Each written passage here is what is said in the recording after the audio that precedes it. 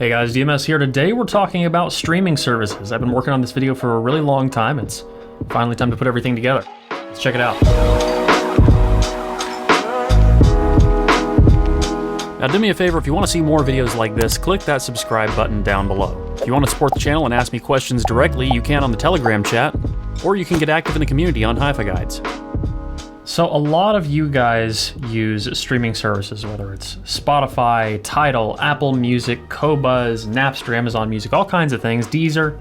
The most popular seem to be Spotify and Tidal, followed by Qobuz, at least in this community anyway. But I feel like there's a lot of nuance to it, and I brought in a lot of people to help answer some questions. What do you use? Way before I got onto the streaming services, I always used offline files. And then ever since moving to streaming services, I just fell in love with the convenience of them, including Spotify. For the last few years, I've sort of gotten rid of my Spotify account because I found myself using Tidal more often than not. What I found to be the best digital music streaming quality has been Qobuz through Roon. I use Tidal, like almost exclusively. Why do you use Tidal? I like the interface the most of the ones I have used. I've used Spotify, looked at Qobuz, but haven't used it thoroughly. And then Apple Music, Amazon Music. I just like the interface the most. But there's also some like actual reasons. Right. That's just kind of my personal one. They have one of the largest music libraries. I know that they pay their artists like one of the best rates in the entire industry. Yeah, like, over double Spotify. Yeah, double Spotify, which is crazy. And then I think the last big benefit is like a lot of the hi-fi equipment that we review, especially like a lot of the streamers and some of the really high-end DACs. Almost all of them have some form of Tidal support. I use Qobuz and Tidal. Why? Just cause? I mean, they sound good. Yeah, I like. I had Tidal before I had Qobuz. I really liked the drill down abilities in Tidal to where if I, find an artist that I like, I go into the information about the artist. I can, click on who produced it, and it shows me all the other albums that were produced, by that producer. Same thing with like whoever mixed it, which I thought was cool. And so you kind of end up in this kind of rabbit hole of just finding new music, which I really enjoyed. Oh, wow, that sounds great. Great. I'll put some headphones on so you don't hear echo. You said people using it in hi-fi, but most of the time I don't use streaming services in hi-fi. I use streaming services just purely for their convenience. Right. You use mostly a large local library. Yes. Right now I'm using Tidal, and I'm starting to experiment with Amazon Music. Tidal was for the MQA. At first I thought it was just like BS, like the Tidal Masters. I was like, there's no way it sounds this much better than Spotify. And then I was like, let me give it a try. And just going even through Bluetooth, I could hear the difference on the same tracks going from regular Spotify at the time to Tidal and Tidal Masters. I was like, wow, okay, I didn't know, I was like, was it just placebo? But it sounded more detailed, more clear, more rich. So I was like, all right, they got me. Yeah. Less of an overall selection, but every song that I've ever looked for on Tidal has been available. I'm using Tidal right now. I looked at a few of the other ones, I guess, for, like, I never wanted Lossless. Compared to, like, I think Qobuz, I used Qobuz before at, like, shows. I never really liked the interface, and I know a lot of people complained about it having, I don't know, worse selection. That might be different these days. Like, that was, like, a year or two ago. And then I also looked at whatever Amazon Music HD, and I think a lot of people said that one, it lacked like a exclusive mode. Now I've also switched over to Roon, so the Tidal integration in Roon is really nice. I use Tidal. I actually think it sounds the best between the main ones. And I have tried them and beat them versus each other. I have no other reason other than it just sounds good. How big of jumps do you think these are in quality? So we're talking like Spotify to Tidal, and then Tidal to your top of the line. Like I'm going hardcore in it. We're using Roon and everything. These jumps incrementally here. Like how big do you think those jumps are? Personally, extremely minimal. Extremely minimal jumps. And again, enough where I think if people were doing a blind test with this, it would be very difficult to get to rank them correctly, or to rank them the same way every time. Yeah, I don't think there's a big jump. I would say, like, if you switch the services on me and I didn't know, I probably wouldn't be able to tell.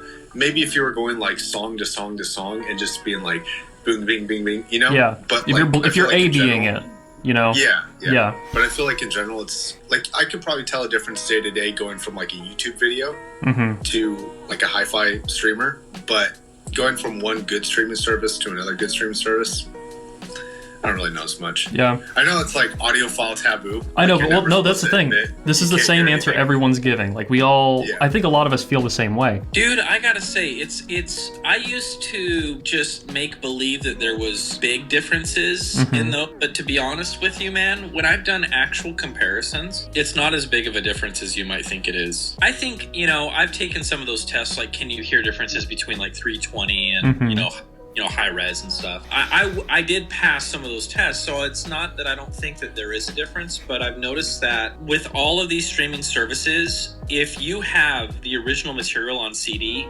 I've noticed that the CD sounds better than all of the streaming services. Right. And for me, it doesn't even matter what the resolution is at that point. So I don't think that there is as big of a difference between the services as some people say. I'm a big proponent of just enjoy your music. If all the music you enjoy is on Spotify, why the hell would I make you move to another platform because it sounds slightly better? Right. That being said, when people ask me what kind of music I like well-recorded music. So well-recorded music tends to actually hold up better under slight compression than, just thrash metal or something that's very, very complicated. Really, for me, if you told me I could have my entire library on Spotify compressed or 2/3 of my library on Tidal uncompressed, I'd probably still go the Spotify route. Just because it doesn't seem like there's a massive loss there. No, it's never enough to like make me complain. I just know in my heart of hearts that if I'm gonna really listen to something, like really sit down, close my eyes, I want it to be the best possible quality. No, for me, it wouldn't be that big of a difference. Like, I really have to pay attention to hear a difference between the two. But yeah, it wouldn't be something where, like, if I walked in and heard somebody playing Spotify, I'd be like, I need to leave. Yeah, right. It wouldn't be Like, anything this that. is definitely Spotify. You're listening to 320? Yeah, right. That's how most of us feel about it, I think. I wouldn't say it's massive. It's more just like the the typical audiophile, like going the last 2% for, I don't want to say like a ton of money because it's not that much more than Spotify. I mean, I guess it's doubles, so Right. in the grand scheme of things, it's a lot, but yeah. I wouldn't say it's massive, and I wouldn't say it's incremental. I'd say it's somewhere in between.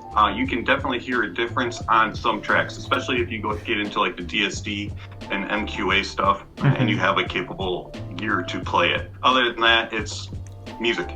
Now, interface. A lot of people think that matters, and that's completely justified. It does matter. 863 people voted, 770 people voted about Spotify, and out of that, 35% gave it 4 stars and 35% gave it 5 stars. Tidal got 613 responses, with 40% of them giving it 4 stars and only 18% giving it 5 stars. Apple Music got predominantly 3 stars, and actually correlated pretty closely with YouTube Music. Most people on Qobuz voted 3 or 4 stars, but this is definitely the most even looking one out of all of them. And most of you gave Amazon 3 stars as well. I use Tidal, and the reason I use Tidal is because of the quality. Granted, I do prefer my records, and I do prefer CDs when given the option, but Tidal is extremely convenient, and I don't feel like the gains are massive. I did a blind A/B test, having someone else operate my computer, using Spotify,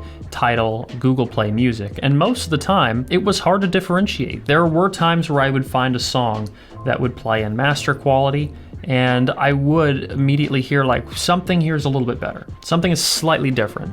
But I would question it. It was just a small enough difference I would question it. And I really don't think that if I walked into a room and someone is just playing music on some nice speakers, or I put on a pair of headphones on a system someone is playing, that I would know immediately if it was Spotify or Tidal or Amazon Music or Qobuz or anything else. I don't think that I would be aware or be able to differentiate that jump in quality without directly A/Bing them. Another big note is that Spotify doesn't really pay as well to artists. Now, I'm pulling this information offline. The streaming service that pays the most is actually Napster. Napster pays almost 2 cents per stream, but no one really seems to use them. Right behind that is Tidal. They pay 1.2 cents. Apple Music pays 0.78 of a cent, and Spotify pays 0.43 of a cent. Amazon is right behind that with 0.402 of a cent per play. I couldn't find the information on either of these lists for Qobuz. It seems that Tidal is probably the best balance if you're looking to both support artists, have slightly higher quality music, and still a pretty big library selection. I think most of the time if someone asks what streaming service I recommend, I generally push them towards Tidal.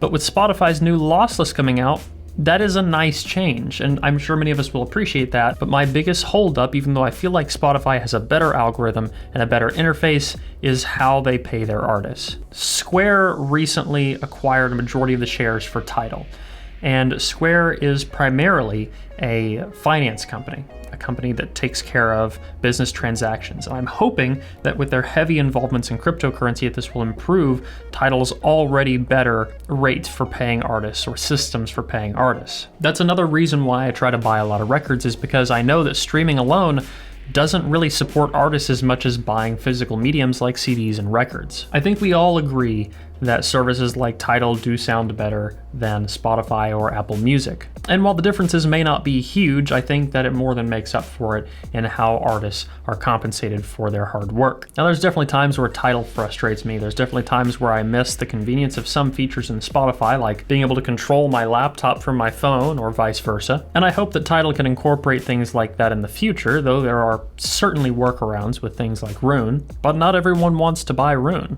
I feel like the conclusion then here is relatively clear-cut. If you don't care about sound quality for the average person, Spotify makes sense, but if you want to support artists more, it seems worth it to go to Tidal, especially considering Tidal has plans that are at the same price as Spotify if you're not going for Tidal Hi-Fi. And if you do care about quality, but don't really care about keeping a local library, well, Tidal seems to make sense there too. As audiophiles, we're always chasing the last % of information, and I feel like with better quality music, with better quality DAX amps, all these little things add up to a larger picture and greater clarity overall. So while that one takeaway may not be massive, I do feel like it seriously contributes to the big picture. But most importantly, listen to music however you want, and use whichever streaming service you find best for your needs. So guys, I think that's gonna wrap this video up. If you like this video, leave a like down below. Tell me in the comments what streaming service you use and why you like it, why you might not like others. I'm curious. But do me a favor, don't argue with one another. Let's keep it cool. We all love music. That's why we're here. If you want to get active in the community, you can at forum.hifiguides.com. And as always, don't forget to stick around and subscribe for more videos like this in the future. Till the next one, guys. Peace.